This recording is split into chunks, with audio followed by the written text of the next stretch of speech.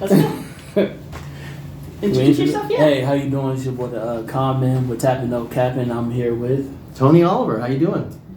And I'm Julia Bilderbeck with Geeks Colorado. How you doing today, sir? Doing really well. That's a nice awesome. convention here. That's awesome. This is your first Colorado con? First time at this con. I came to a different con a long time ago. 2013, 14, somewhere in that neighborhood. Yeah. Maybe even before that that. does feel like a long time, but at the same time, it's weird to say that that's a long Yeah. time ago now. Yeah. Yeah. So you've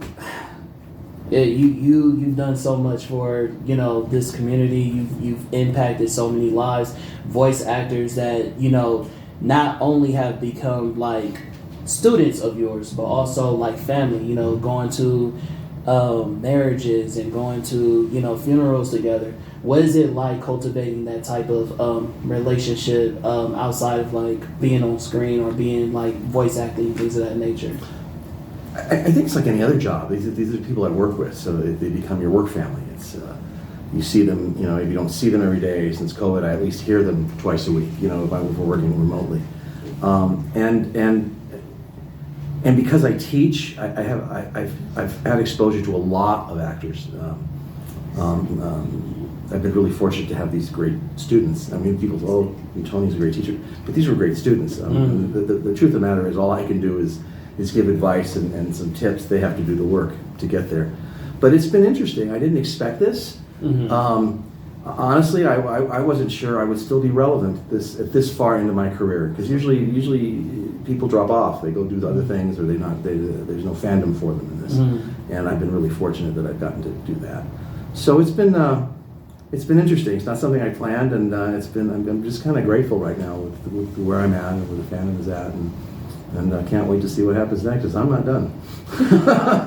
I don't know if this is a generational mentality, but Bridget Hoffman has that same like perspective. I asked her what was the project, what is the thing that you've done that you feel like, this is what stamped me, this is what identified me, and it's like, no, I'm just happy to be here, I'm just happy to be relevant. It's like you're so amazing. So to feel like so humble about it is crazy to me. Well, we're isolated. Remember, we work in little booths by ourselves. Maybe three other people in the room, but that's about it. And so it's hard to, especially if you come from theater where I did. There's no applause. There's no meter.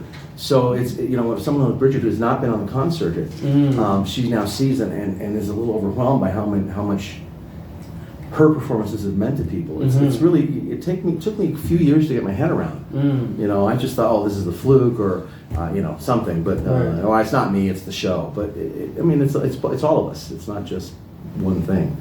So. Yeah, I would say like one of your roles that has always stood out to me is Lupin III. Like that one is probably one of your classic ones. But for you, which one was kind of the one that stood out the most for you over the years? There's not one. That's the thing for me. I fall in love with all my characters.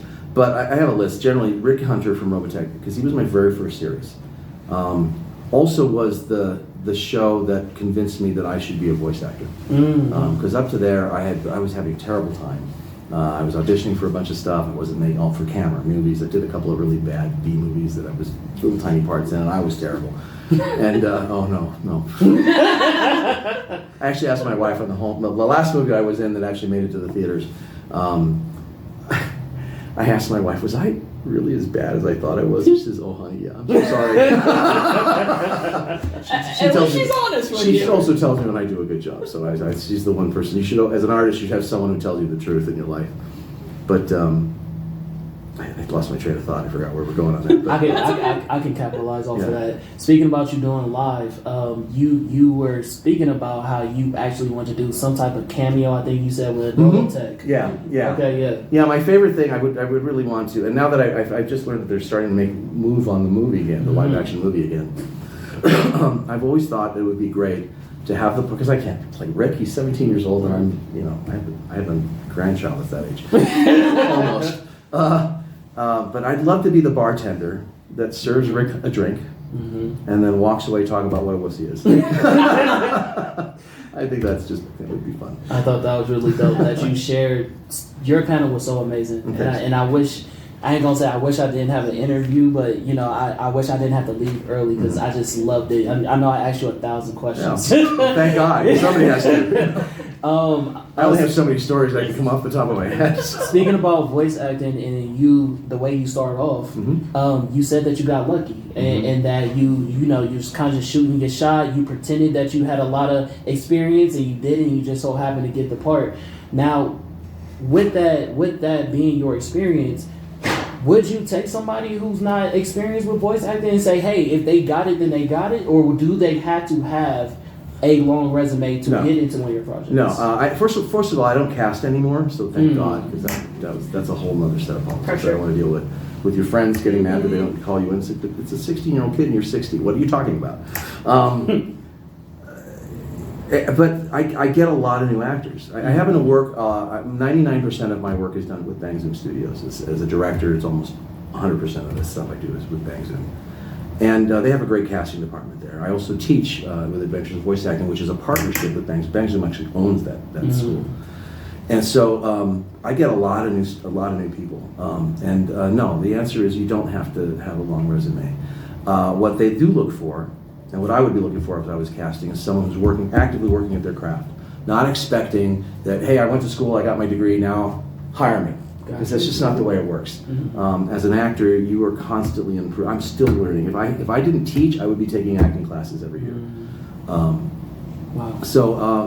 And a lot of these new guys will succeed because they did the work.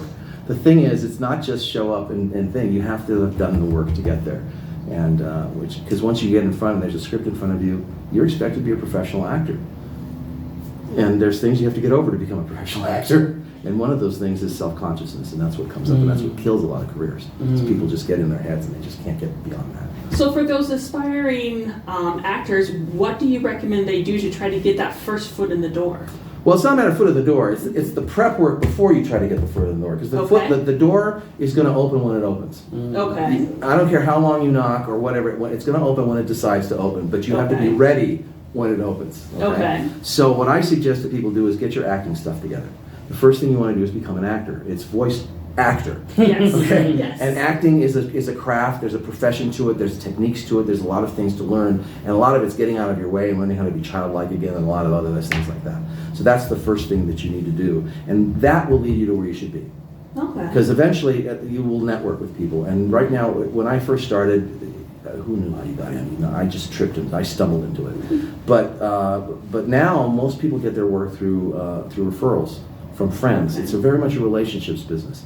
So get your acting stuff together, start developing relationships, and then you take voice acting workshops so you can take your acting and make it specific to what we do. Okay. Because the camera's all about being in the eyes, stage is about the body, voice is about the music and the voice. So it's a little bit different, but it's all the internals are the same, it's the technique is different. Okay. So going off of what you were saying about your mentality when it comes to continuously bettering yourself by doing classes, I would say that the people who came under you, basically your students, Bill Butts said the same sentiment at his panel, and that he still does classes for Disney and things of that nature, constantly improving. I want to take a class from Charlie Adler. I can take a class with him. Speaking about Bill Butts, he credited you. He said you are the reason why we have diversity in voice acting. That's what Bill said. He gave you a lot of flowers. I credit him, actually. When he got to town, he didn't wait, and he didn't complain. He started making appointments with casting agents and directors, not to discuss a part with him, but to discuss diversity. So he kind of became the de facto face of that in the anime world. And so I'm going to throw the credit right back at him. All I did was say, you should do this. Well, that's it. You did share a story about this certain company that had this political agenda, and they didn't want a certain actor to be a part of the cast, and you guys stood your ground, and I just want to say thank you for that. Well, thanks. That was my boss, and I was surprised because I knew he was just by working in there. You could tell the place was the most diverse place I've ever worked. But when he refused to sell Power Rangers to someone because they wanted to get rid of the black character, it's like, yes, dude, I'm behind you. So, yeah.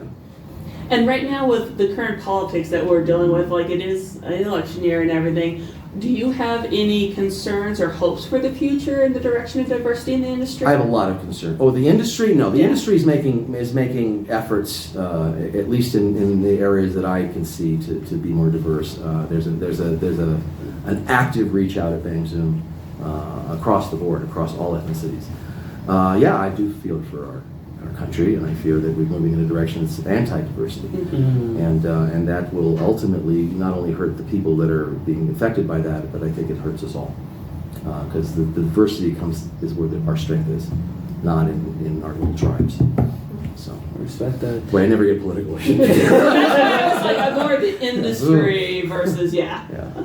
Well, I know we're getting short for time now, so I had a million questions I wanted to ask you that I took a lot of notes on, but I'm definitely going to give you my card after this, and hopefully I can have you on just like I had Kyle on. I'd love to be on your I would love that. Yeah. There's so much just flowers and love that my audience and just everybody would love to give to you. And I got a good Zoom ring, so. Great. Is there anything new, any projects, any auditions that you want to give the Oh, I can't talk about auditions, but no, I'm currently directing Undead Unluck, and that's on Hulu. It's playing now, and it's a great show. Jackie Lastra and Belle Balancita are doing fantastic jobs as the leads. I direct Beyblade 10. There's a whole new reboot of Beyblade that we're doing this year, and it's very different. And I mean, it's Beyblade, but it's got a different vibe to it than it used to, and I'm excited about that. Last year, I got to voice direct Scott Pilgrim Takes Off, so that was just a beautiful thing, and that's out now, and it's getting critical reviews. And if you're a Scott Pilgrim fan, check it out. I'm a great Scott Pilgrim fan. It's a really good animation. Even the movie was really good. So well, they brought the whole movie cast back, Yeah. so we have everybody from the film, and that was pretty incredible. So. Yeah. I wanted to thank you very much. I hope you've enjoyed your time here in Colorado. I have. And just for one more thing, just kind of for people who are wanting to do the pathway into acting, is there anything outside of acting that you think would also help build up their skills? Yes, reading. Read to the blind. Go do community theater. Go sing in a choir. Anything that gets you up in front of people and gets you used to performing. Because even in the booth, you're a performer. You know, you can't see your audience because they're someplace else, but you're still, when we did Power Rangers, every utterance, every week was seen by 50 million people. So, yeah, you're not by yourself, so become a performer, and that's really the best thing to do. Well, thank you very much. Thank you. Thanks a lot, guys.